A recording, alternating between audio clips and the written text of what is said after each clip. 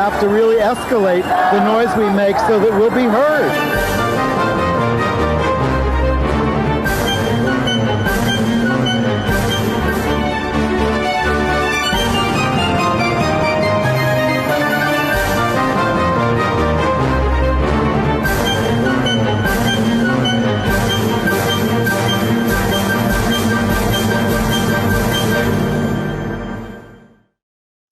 Welcome to Gay USA. I'm Andy Hum. I'm Ann Northrup, and here we are right after this week's election. Why are we still smiling? Anyway, there were some scary right-wing results on Tuesday, but there were also some big victories for out LGBTQ candidates across the nation. And we will certainly let you know the details. I'm going to cheer you up. Almost all of them. But meanwhile, there's good news from the Supreme Court of the United States. Who can believe it?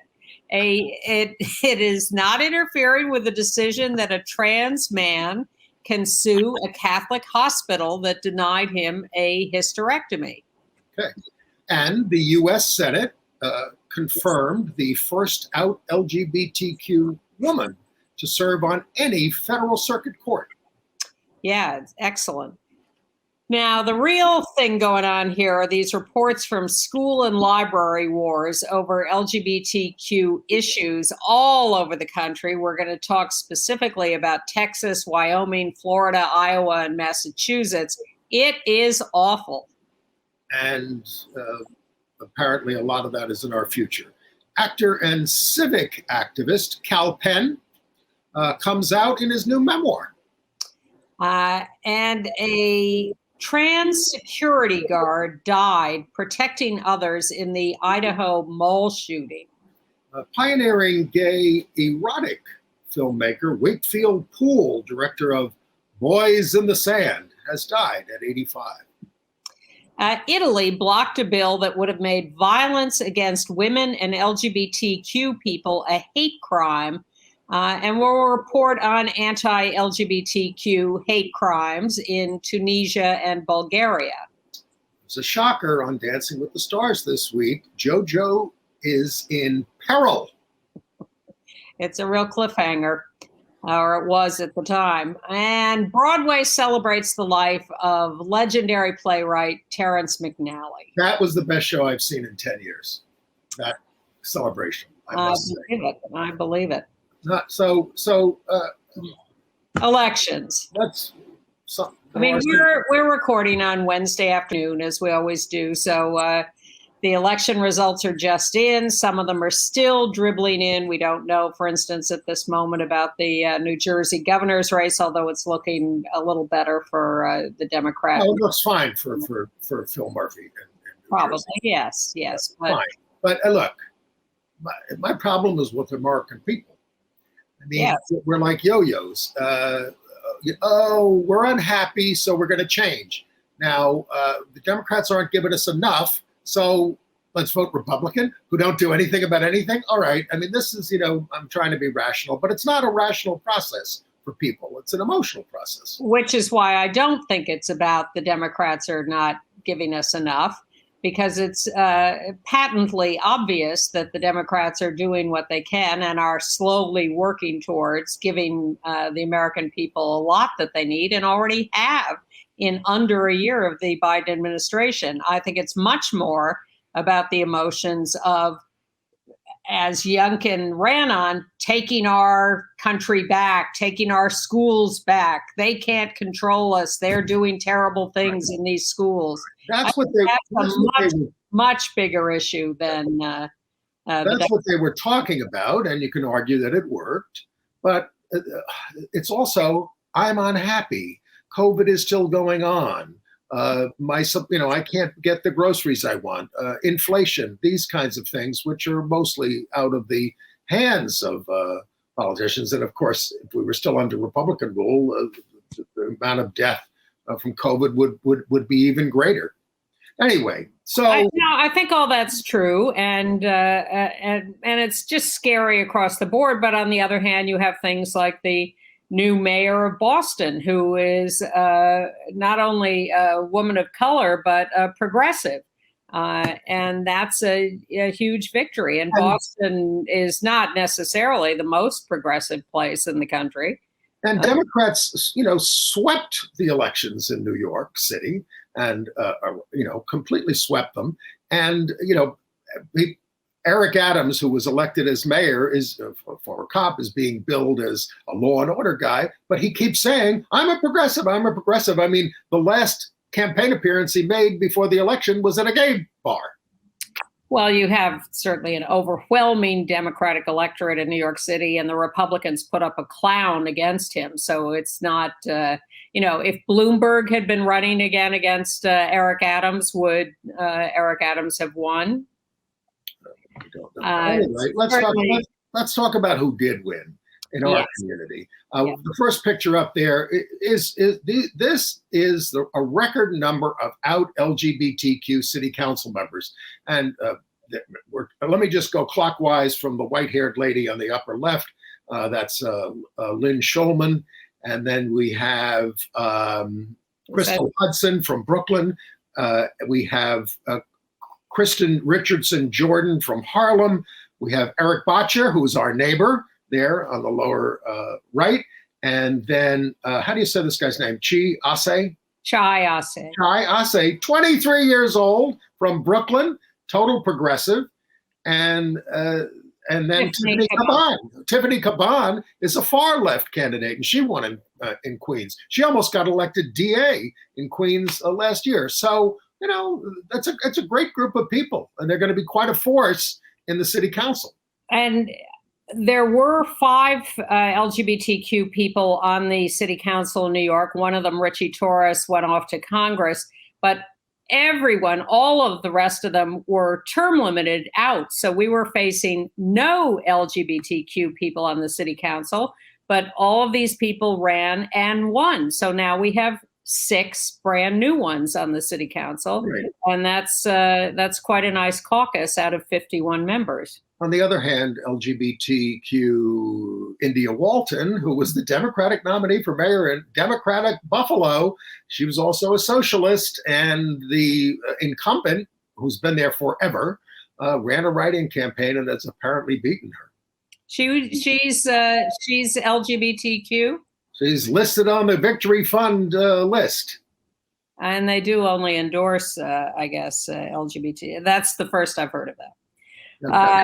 By the way, if you want to look at the whole list across the country, go to victoryfund.org, and you can, because this year there were 410 candidates. They didn't endorse in every race. They endorsed in about 120 races, 130 maybe. They are listing at this moment 72 wins, 41 losses, and 18 races undecided. Excuse me, 74 wins as of now. An update in the last 10 minutes. Okay. But let's run through a few other wins. While Youngkin was winning in Virginia, much to our dismay and horror, trans member of the legislature, Danica Rome, was reelected to her 3rd term in the House of Delegates. Which will now have a Republican majority.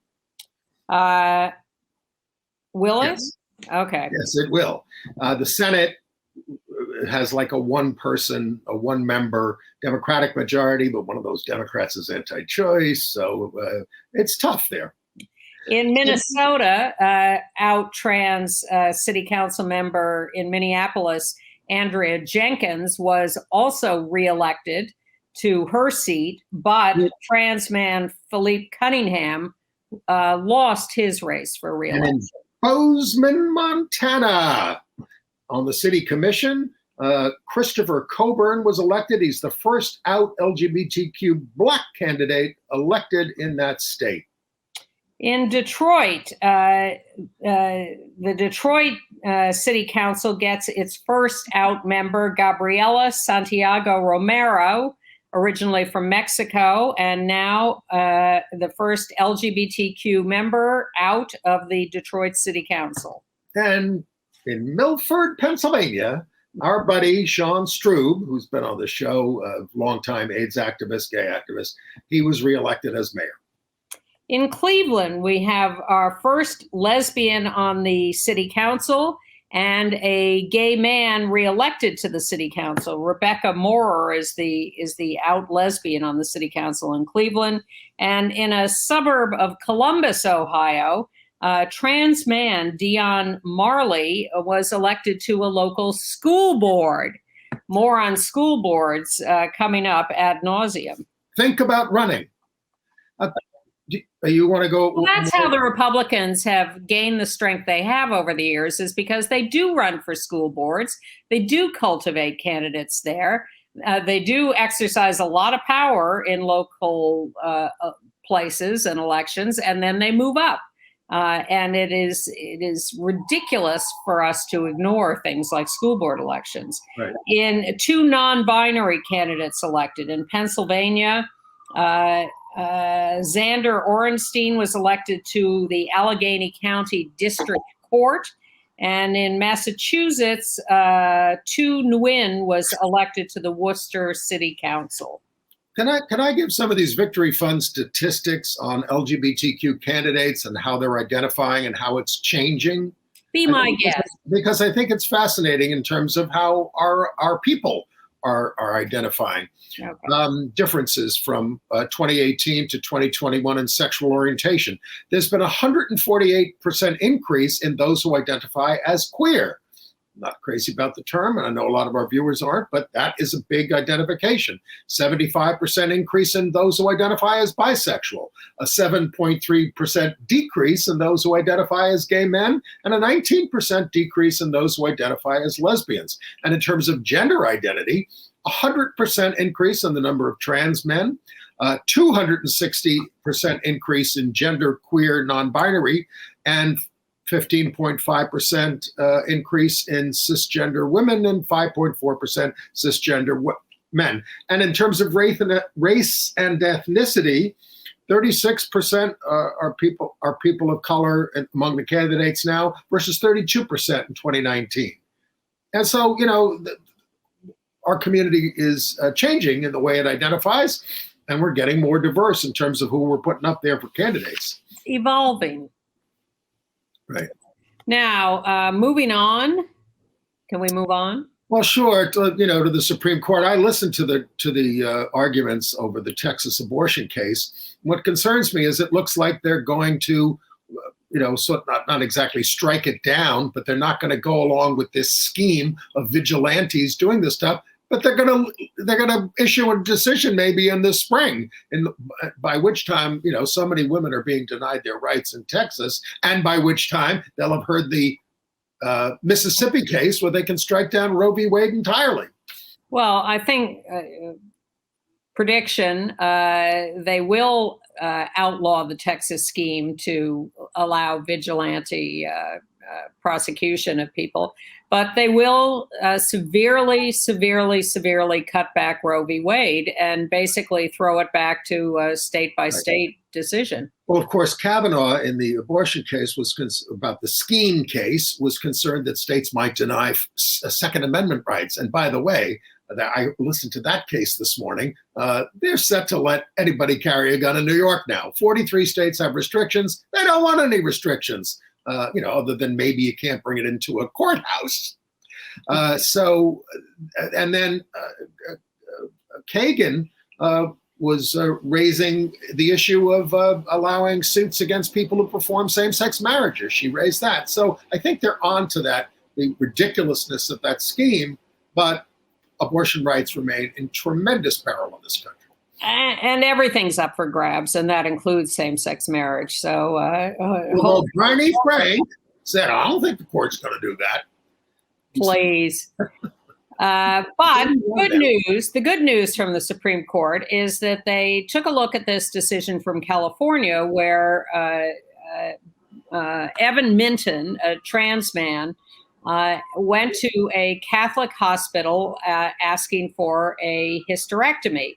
But 2 days before his scheduled surgery, when he informed the hospital that he was trans, they said, "Oh, no, you can't have your hysterectomy here. We don't buy into that for trans people. We are strictly doing that on people we regard as legitimate, and you're not it. So the court in California ruled in his favor and said the hospital was discriminated against him, especially because California has a non-discrimination law. So under that, and the hospital appealed to the Supreme Court, and the Supreme Court has now refused to review that decision. Well, the hospital wanted the Supreme Court to use this case to finally overturn the Smith Division versus Smith decision, which says if a law is generally applicable, you can't just use a religious excuse to get out of it. And they were very hopeful about this. But Thomas, Alito, and Gorsuch wanted to grant review, but it takes 4. I'm getting all this analysis from our friend Arthur Leonard, the law okay. The fact is that you do need 4 to agree to review a decision, and that means that Amy Coney Barrett did not want to step in and review this decision, let alone Justice Roberts. Saving it up for getting rid of abortion.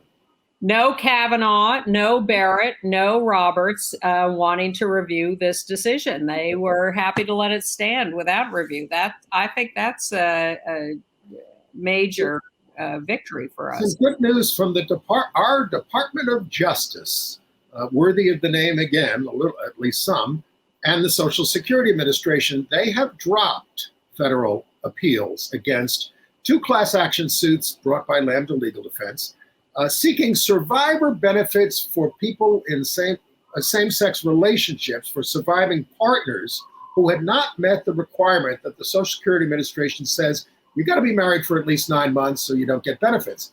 Now, in one case, they had a couple of months, but not 9 months. In another case, they weren't allowed to get married years ago, and they're seeking benefits. Survivor benefits. This is when one partner dies, then the surviving partner wants to get Social Security survivor benefits. And Jim Obergefell says, when I get old enough to qualify for the benefits as a surviving partner, I might look into that. His partner died in 2013. He's the guy who won same-sex marriage rights federally. Yeah, so the Trump administration, of course, had argued against making these benefits available. So what the Biden administration, DOJ, and Social Security Administration are doing is withdrawing that Trump administration filing and letting those decisions stand. So the U.S. Senate confirmed Beth Robinson. We have a picture of her. At 56 years old, is the first out lesbian U.S. Circuit Court judge. 51-45 vote, obviously almost all Democrats, and we got Murkowski and Susan Collins from the Republican side. It's the Second Circuit, which is Connecticut, Vermont, and New York. She's been an associate on the Vermont Supreme Court for 10 years, and she was co-counsel on Baker v. Vermont, which gained legal protections for same-sex couples in 1999. There are now 13 out federal judges, but she's the 870. She's the first woman, and so now she's on the U.S. Appeals Court for the Second Circuit. Are you thrilled that the Pope said Biden can continue to receive communion? Don't get me started on the Holy Father. Oh, I will. But I think it's time to move on to school libraries and the education mess. And we start in Texas, where State Representative Matt Krause is targeting 850 books on race and sex in schools that he says are making students uncomfortable. He's demanding that all school districts report whether there are any in their classroom libraries. I don't imagine the Bible, which threatens eternal damnation for everyone for eating pork and masturbating, is on his list. I keep waiting for the Bible to appear on these lists. The Bible can be quite disconcerting if you read it. I think we have a picture of him with his family in church. Yeah. Well, there he is with his kids. You know, your kids might be gay and lesbian or bisexual or queer or transgender. They don't care.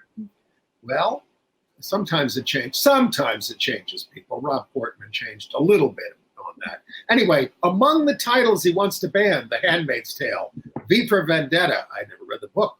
It's one of my favorite movies. The Confessions of Nat Turner by William Styron.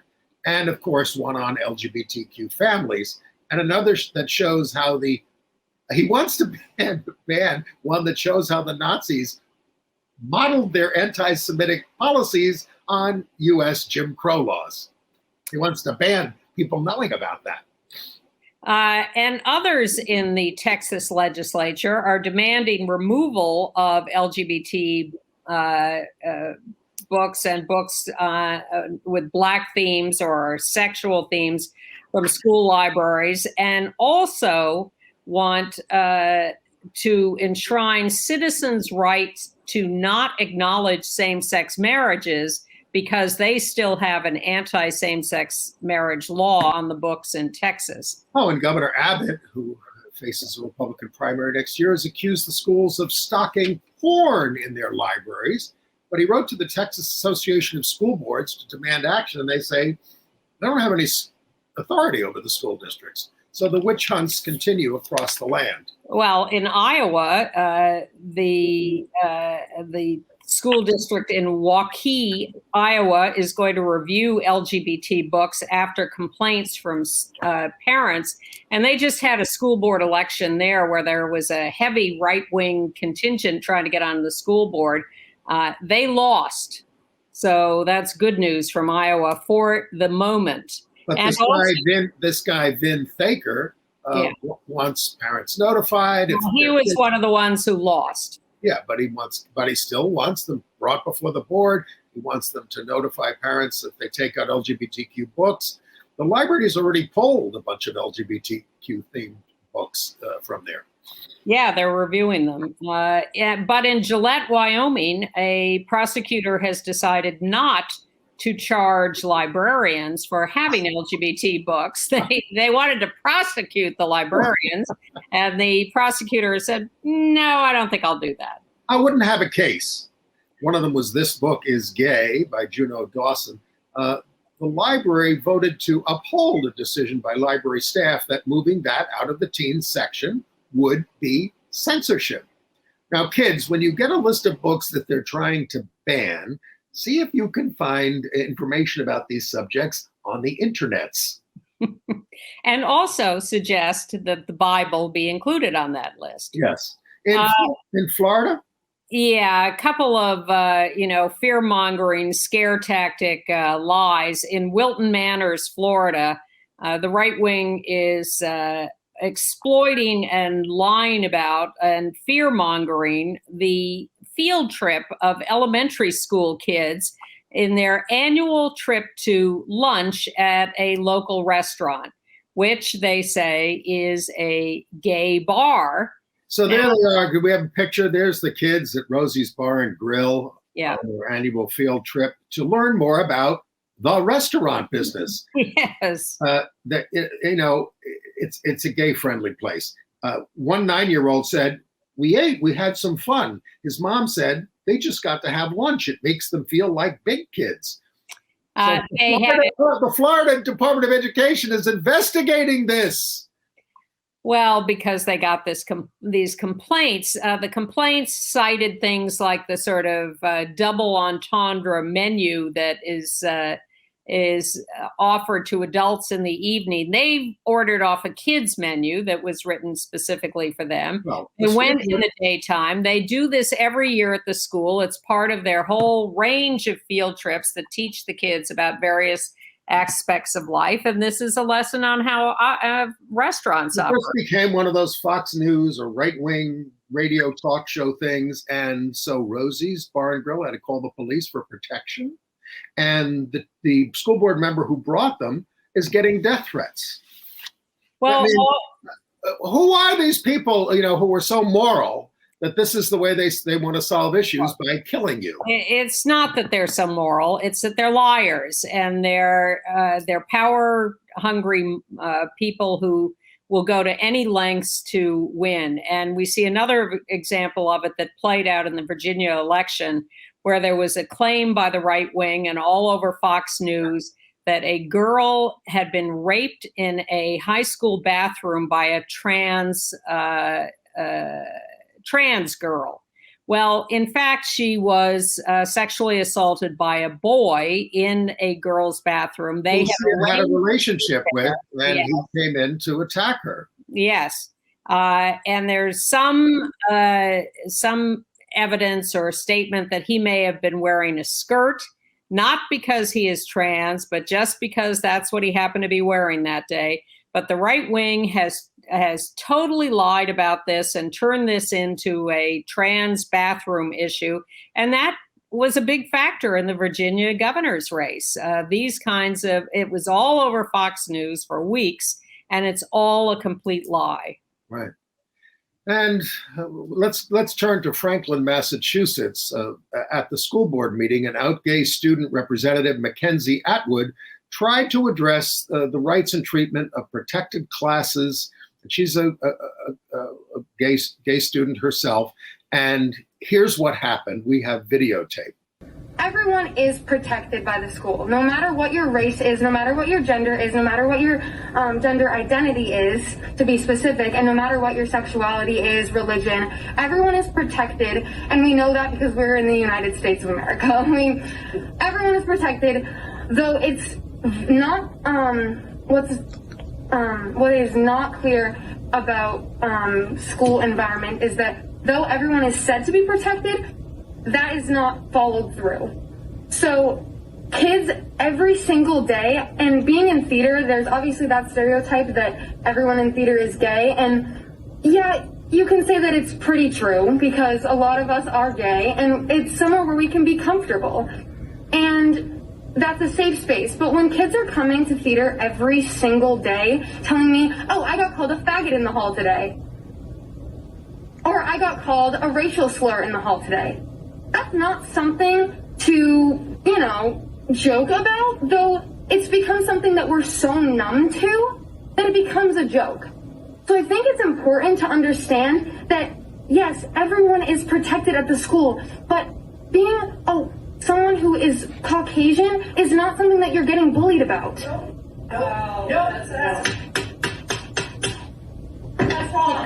Keep going, please. Being homosexual, which, may I say, I am gay. Tell me what you want about that. I am being personally attacked in school about this. And it is extremely disgusting that you can look me in the eyes and say that I'm not being oppressed at the school. Sit down. You will be asked to leave. Please sit down. This is the indoctrination. We are going to ask for a There is no such thing as a gay agenda. There is no such thing as a...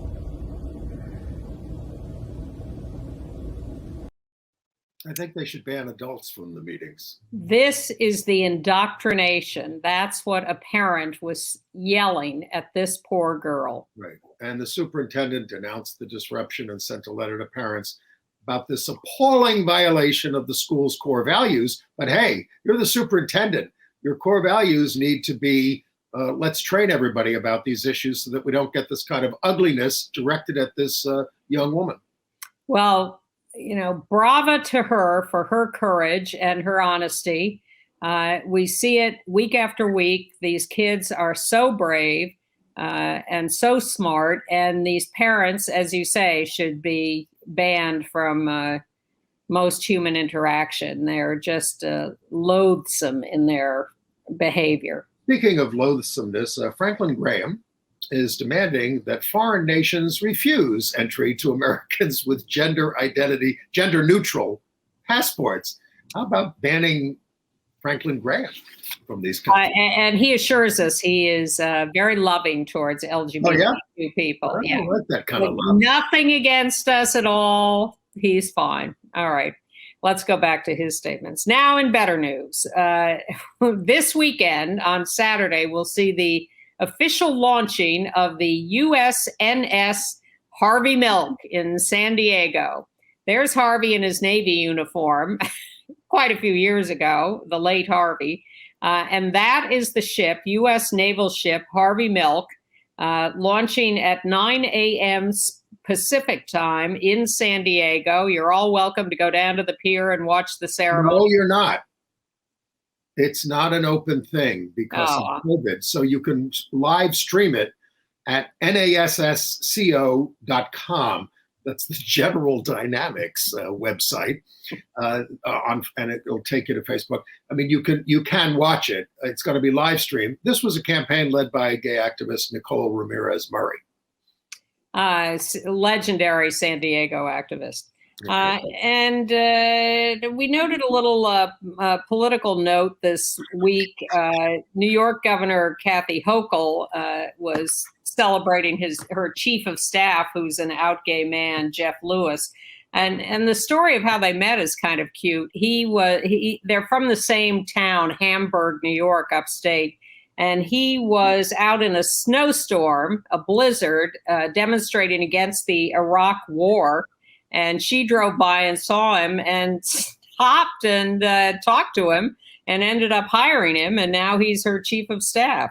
And we've had this past week, Kathy Hochul is our first woman governor. She succeeded the disgraced Andrew Cuomo when he resigned. And he's being prosecuted. And we're looking at our Attorney General, Tish James, has declared for that and apparently the public advocate Jumaane Williams, who just got reelected, is looking at it, and Mayor de Blasio is looking at the race. No comment yet, but I will comment about a real heroine we lost this week, Elaine Romagnoli, age 77. Elaine was a real New York City legend. She, in 1971, 50 years ago, created one of the first lesbian bar restaurants, Bonnie and Clyde's. I used to go to Bonnie's upstairs, and downstairs was the pool room and bar. It was the hangout place in the 70s. And Elaine was just a fantastic hostess who really made a safe, warm, welcoming place, really created community and a family there at Bonnie's. And then she went on to found the Cubby Hole in 1981, which is still operating. Bonnie's is long gone. The Cubby Hole in 81, Crazy Nannies in 83, Bonnie's by the Bay on the North Fork and the Sunset Strip. She was just beloved by everyone, and she welcomed artists and performers. She held a lot of fundraisers there. She was president of the North Fork Women for Women Fund out on the North Shore of Long Island, the North Fork, for a year. And she was a legend. Everybody knew Elaine, and everyone treasured her because she was such an important creator of community for so many years. There's going to be a memorial service for her, or celebration of her life, on November 21st at the Stonewall Inn at 11:30 a.m. We'll give you more details as we get closer to that. Okay. And another gay pioneer, Wakefield Poole, who revolutionized gay male erotica with the Boys in the Sand in 1971. He decided that erotic films for gay men especially were trashy and, not very good. So he put a lot of production values into it. And he made this film, advertised it in the New York Times, created a box office sensation. I mean, people attending the movie included Nureyev, Angela Lansbury, Liza Minnelli, Ann Halston. And he made Bijou, also with significant box office. Now, earlier he had worked as a dancer and choreographer in the Ballet Russe de Monte Carlo and on Broadway in '74. But this changed his life, which certainly had its ups and downs. There's a documentary on him called "I Always Said Yes: The Many Lives of Wakefield Poole." But don't forget, he was doing this when sodomy was illegal in New York, and so he's making a film about it on Fire Island. And there it is, Boys in the Sand. Yeah, I don't know about access to the movie Boys in the Sand. Maybe you can find that online. I know you can find I Always Say Yes, or I Always Said Yes online, because I looked that up this morning. He fell into addiction in later years, but then he pulled himself out of that and became a chef, and died at 85, a long, productive, important life. Who says there are no second acts? In Pennsylvania, the Trump-backed candidate for U.S. Senate, Sean Parnell, is in a custody battle with his estranged wife, Lori Snell, who testified that he strangled her, abused their kids, and told her to get an abortion during their marriage. Sounds like a Trump kind of guy. It'd be a shame to lose him because he'll be a lot easier to beat next year. Don't be so sure. He denies all. Yeah, well, exactly. Don't be careful what you wish for. Tragic story out of Boise, Idaho. Trans woman Jo Acker, 26 years old, was working as a security guard at a mall. And you may have read about this in the news last week. There was a big shooting at the mall, as happens these days. And she tried to intervene and stop the shooter, and she was shot dead. 26 years old, trying to protect others. The other who was killed was Roberto Padilla Aguiles, 49, an immigrant from Mexico. The perpetrator was a far-right gun rights extremist who stalked local anti-fascists at a rally in April.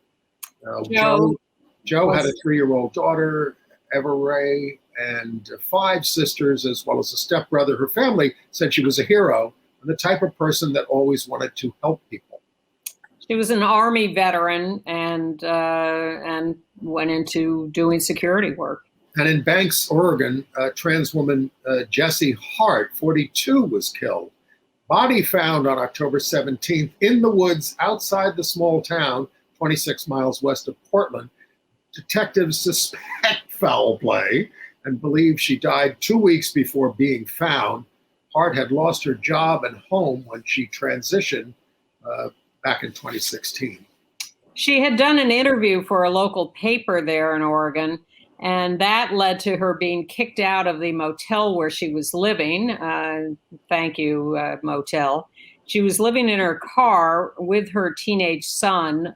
He, at last report, was missing, but a tragic loss again.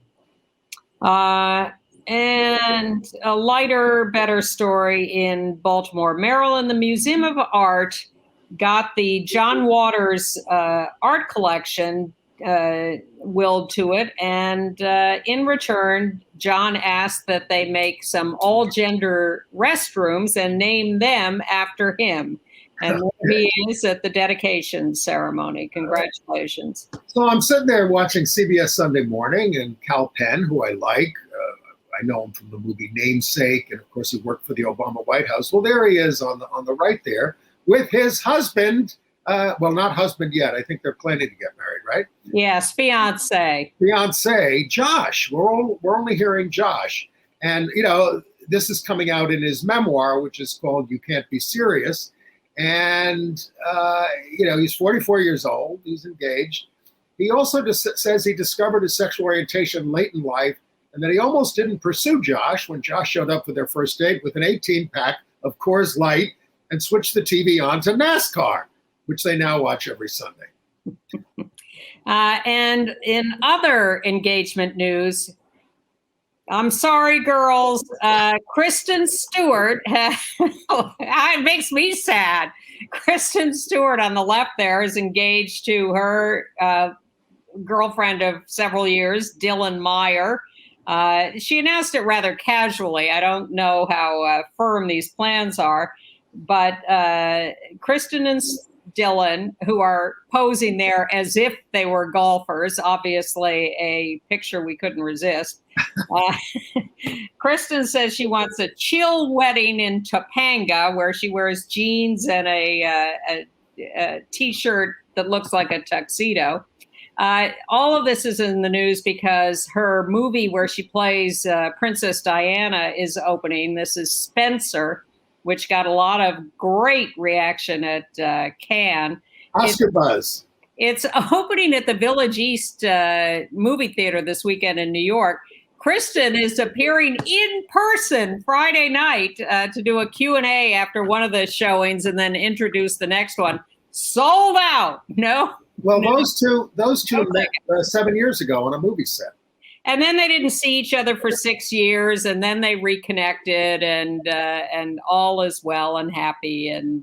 Well, tell me about the Vikings, Ann. Tell me about the Vikings. So the Minnesota Vikings football team has an employee, Amy Werbine, who is their guest relations coordinator. And she is now engaged to her girlfriend, Colleen Caffrey, who she admits is a Packers fan. But they were surprised at the game this weekend when the Vikings put this up on their stadium billboard. Amy and Colleen, congratulations. They didn't know this was coming. They were shocked, thrilled. So the Vikings are on board for lesbian weddings. Right. Are we off to international news? Yes. Poland is voting on a bill to ban pride parades and other gestures of support for LGBTQ people. There were 300 who protested that.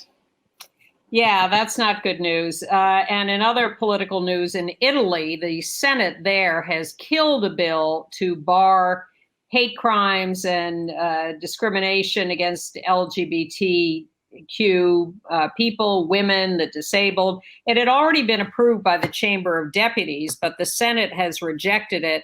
The Vatican was highly opposed to this law, of course. Well, they said it could restrict their religious freedom of the anti-LGBT, anti-woman Catholic Church. Yeah, they didn't want to be forced to have women priests or support same-sex marriage. None of which was necessarily mandated by this. But what we have is a few seconds of film of the reaction in the Italian Senate when the bill was defeated.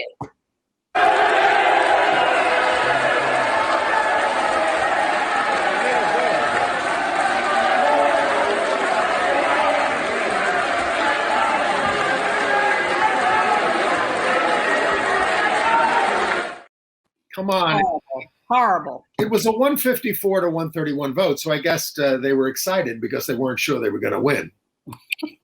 The opponents. Well, just really depressing to see the Senate cheering the defeat of a non-discrimination bill. In the United Kingdom, a revival of Stephen Sondheim's Into the Woods at the Old Vic that Monty Python star Terry Gilliam was set to direct was canceled following unrest from staff because of his anti-trans, his anti-Me Too, his fight, and his racial comments. He called Me Too a witch hunt and said, I should be able to identify as a Black lesbian in transition. So the staff said, we don't want to work with him. Who was this who said it? Terry Gilliam. Oh. The old Monty Python. Yes. I just lost track of who it was who was speaking. And an ugly story from Israel where Gal Yuchovsky, who was the president of the Israel Gay Youth Organization, has resigned his position because he has been accused of sexually assaulting men. He's a TV personality there, very well-known journalist, screenwriter, movie producer. But he's out, and we'll see whether these accusations come to anything. Back in the United Kingdom, 29 LGBTQ Afghans who fled because of homophobia landed in London as part of the first wave of those being evacuated to avoid execution by the Taliban. They were freed from Afghanistan by the Rainbow Railroad Organization, headquartered in Canada, which works to help those in the Middle East escape. And they say that the Taliban has a kill list. Well, meanwhile, the Taliban is saying, we support human rights. We're in favor of them, sort of. But for LGBTs, no, that's against Sharia law. We're not human. And if the railroad has fielded 700 requests for help and identified at least 200 who need immediate help, they're calling on the United States and Canada to help. But if any of those refugees get into the UK illegally, undocumented, they are very likely to face rejection and be deported back to wherever they came from. Okay. All right, in Tunisia, in Tunis, 2 cops brutally beat the director of the LGBT rights group. This is Badir Babu of the Damj Association for Justice and Equality there, amid rising abuse of LGBT activists by security forces. They took his wallet, ID, phone, his laptop, which has confidential information about the group's supporters. They filed scores of complaints against the police, so they beat and choked him. Bystanders tried to intervene, but the cops said, "This is the penalty for those who insult police and file complaints against us." That's a familiar tune. He suffered a concussion, injuries to his neck, face, obviously, that you saw there. Tunisia still criminalizes same-sex relations. And in Bulgaria, Sofia, Bulgaria, the LGBTQ community center was ransacked by a group of right-wingers, including an ultra-nationalist candidate for president. This is what the presidential candidate is breaking into the LGBTQ center. It's 10 men. And the trans community gathering there was happening, and they smacked the coordinator. The U.S. and other embassies. Before you leave Bulgaria, the Constitutional Court just ruled that the word gender only applies in the biological sense, and that's in quotes. As I was about to say, the U.S. embassy and other embassies lodged formal complaints about the break-in at the community center. Right. And in Mexico, FIFA, the International Soccer Federation, is punishing the Mexican soccer team because its fans are still making homophobic chants at their home games. So they're into World Cup qualifying matches now. And for the next 2 matches in Mexico, there will be no fans allowed. And the team has been fined $110,000. In Japan, 6 major opposition parties have promised to present bills next year protecting LGBTQ rights and legalizing same-sex marriage. But the Prime Minister, Fumio Kishida, said his party has no plans to submit such bills. Moving on. AIDS news. The FDA has given final approval to human trials for a possible functional cure for an innovative treatment called EBT-101 from Excision Biotherapeutics using CRISPR gene editing technology, modifying human DNA. It involves cutting out several pieces of the HIV genome, which they think will render it incapable of mutating in the body. It could leave small amounts of the HIV gene in the genome in the body, but not enough to test positive for HIV. So if it's successful, people with HIV could stop taking antiretroviral drugs.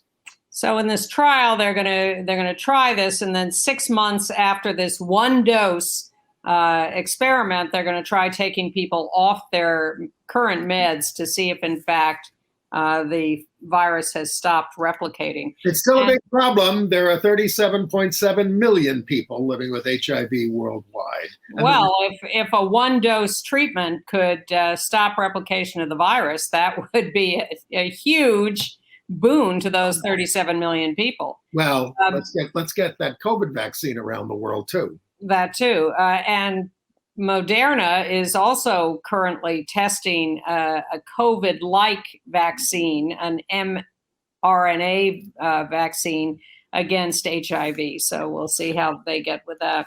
I'm also in the science category fascinated by the story in the New York Times this week about how scientists in California have discovered parthenogenesis among endangered condors. Reproduction without male involvement. Female condors able to produce chicks without any male sperm. We know about parthenogenesis as a possibility in various species, although not yet in human beings that we know of. But they're studying all of this, and it's just a fascinating article. It's rare in birds, it turns out, but now they found it in these condors. Entertainment news? Yes. Grey's Anatomy has cast a non-binary actor as the first non-binary doctor, a recurring character called Kai Bartley, played by ER Fightmaster. Kai will appear on the November 11th episode of the show, which had previously cast trans actor Alex Blue Davis as surgical resident Casey Parker. And the video game Battlefield 2042 is also including a Black non-binary character called Sundance.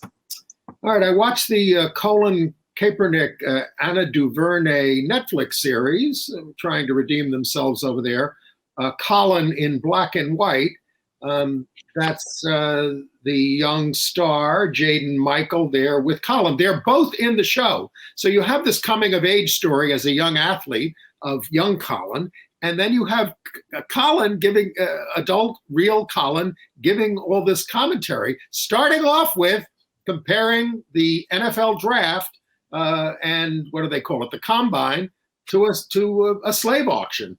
And he explains microaggressions, and he integrates that with the story of this kid and the stuff that he went through as a young person coming up in sports.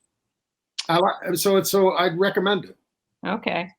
Well, I continue to follow developments on Dancing with the Stars, and it was a real shocker this week when JoJo Siwa and her partner again got the highest marks from the judges, but ended up in the bottom when the final votes were tallied, including audience votes. So they were in the bottom two, and it's only because the judges voted to save them. I apologize for the light here. The sun and the shadows are doing this to me.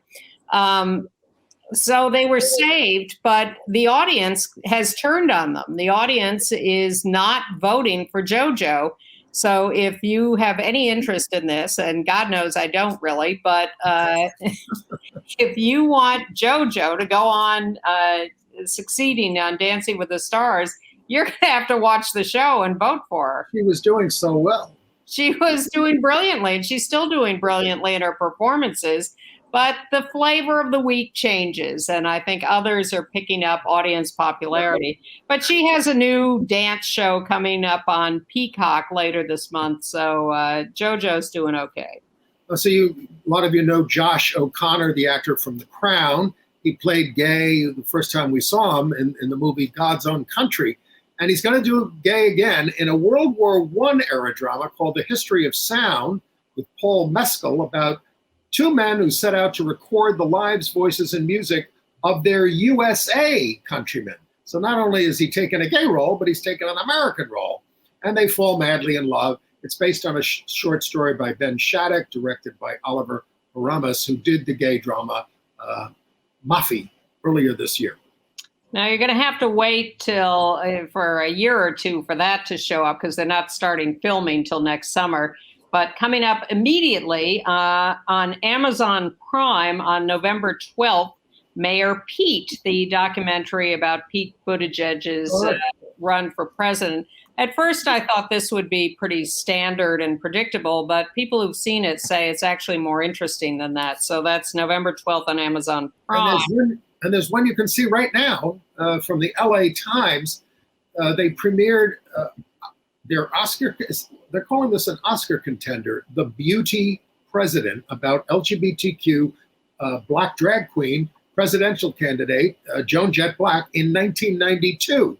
We're going to link to it in our email, and you will see Joan on the floor of the 92 convention holding a gay cable network, our old outfit, microphone.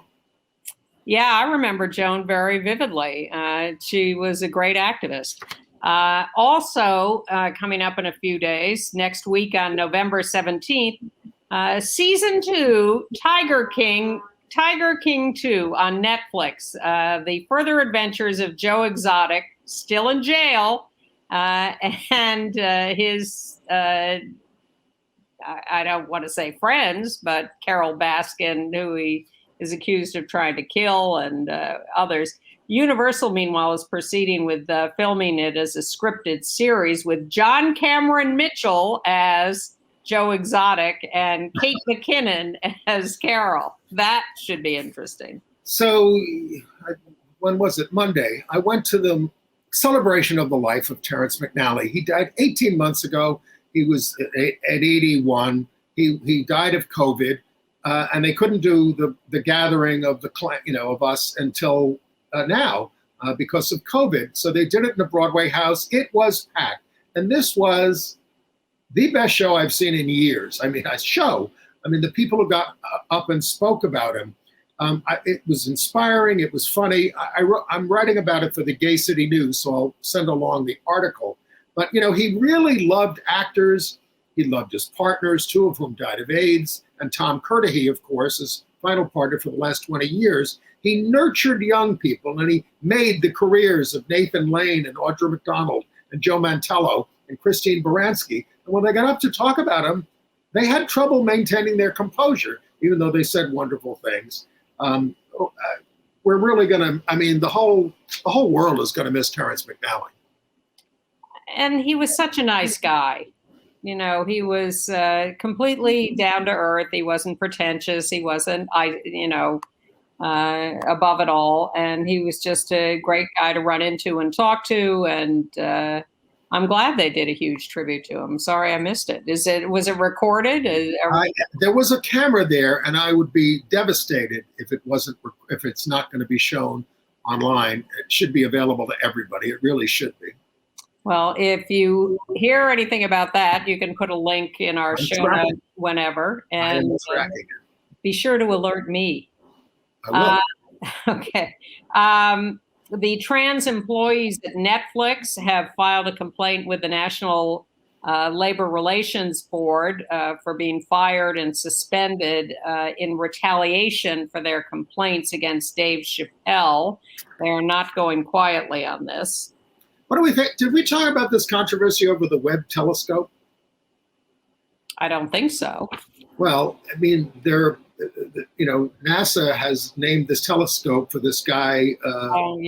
Webb, who James Webb, the senator, right? No, it wasn't the senator.